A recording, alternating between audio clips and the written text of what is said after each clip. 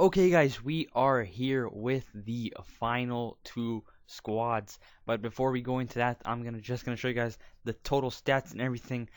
We ended up with 33k, and our record was 74 and 23. Not an amazing record, but it was pretty decent. And I'm not sure if you guys actually care about this, but here we go, because some of you might. The top goal scorer was, well, I didn't really get to play much with Aguero, but I'm pretty sure it would have been him at some point.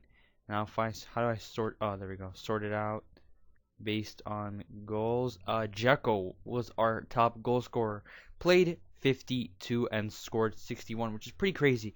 I know Negredo would have been up there, but I sold him and I bought the upgraded version. So yeah, he would have been in there. Lopez had a fair amount of goals and assists too. So he's pretty good for a bronze. Jovetic also did pretty well. And Milner, 27 assists. That's pretty crazy. Rodwell had a few goals, but then again, they did have a lot of games. And right there, I've already played with the inform Aguero, and I'm going to talk about him in a second. Played 2 games and scored 5. So that's pretty good too. And I'm pretty sure he would have been top goal scorer at one point, but the series is over. So anyways, now let's get into the squads. Now, this is the second team over here with Jovetic and Negredo. There is no other cam I could have thought of putting there, so I just put in Lopez because he does occasionally start. Well, he doesn't start, but he occasionally plays for the first team. Not that often though, but very rarely he does.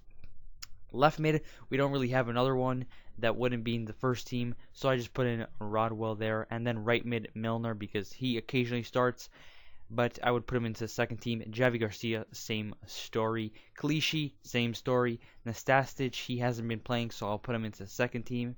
And Lescott hasn't been playing that much either, so I put him into the second team. And same for Richards and Pantilimon. So that is the second team, and this is probably what you guys have been waiting for. The first team. And it looks crazy. It looks crazy with all the informs and the higher rated players, and it does pray not pray. It plays pretty well, I'm not gonna lie, but anyways, Kolarov, Demichelis, Company, and Zavaleta are the back line. CDMs, Yaya Torre and Fernandinho. At Cam, the Magician, David Silva, Samir Nasri, and some people say Jesus. It's Jesus Navas at the wings, and Sergio Aguero. I nicknamed him the Surge, so every time he scores, I'm like the Surge. I don't know if that sounds kind of corny for you guys, but that's what I call him. So his inform is at striker. Now, you guys are probably wondering, are these players worth it? Now, I did play a fair few games, and I noticed a few things. Now, let's see. Aguero, he is amazing. Like, he's a really good player, but I haven't played with his normal card, so I can't really see. uh, Like, I feel like his normal card would be good, but maybe not as good as his inform. But let's look at the price range. Now, we bought him for 475k, and the normal card is 100k. I'm pretty sure a little bit of boost in stats is not worth 300k. But, so, Aguero, inform card, really good, worth 475k? Probably not. David Silva, he is definitely worth the coins. He is crazy. His passing is insane. Pretty good dribbling. Maybe not worth 75k, but if you have the coins laying around, he's definitely a good cam in the Premier League. Inform Navas, I really didn't notice the difference between this one and his normal card, so I don't think you should be paying 120 more k just for a little stat boost, and it's not really worth it. And Inform Nasri, definitely not worth it. He just not does not fit the left mid role, so probably wouldn't be wasting 125k for him either. Inform Fernandinho, he's pretty good. 100k, I don't know, man. I'd probably put him at 50k. Yaya Torre at CDM, he was a monster, so yeah, probably worth the 70k. I'll give him that. Kolarov, well, these players don't normally matter if they're worth it or not because they're pretty cheap. Inform Joe Hart, he was pretty good. I don't know if I would list him at 80k or whatever he's going for now, but he's pretty good.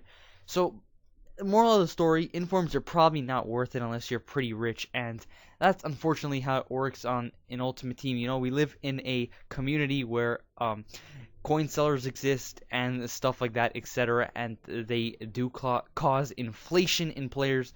So maybe they're not worth it because you're going to have to be paying like 100k more for their inform card, which is kind of ridiculous. Anyways, this team is pretty decent, but probably not worth the coins. You're probably better off with the normal cards. So, anyways, this is the end of Road to Manchester City, guys. I know we didn't get the team of the seasons and the man of the matches, but if you guys know anybody that could trade all the way from 0 to whatever the hell that team would be worth, then tell me about him because he is a god.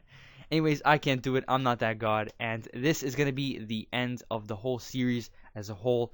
It won't be returning to FIFA 15 for many reasons. One being that it just takes way too much effort and it's really, really hard to trade. Like FIFA 12, it was pretty easy to trade. FIFA 13, it got a little bit harder, and FIFA 14, I feel like it's getting harder every year.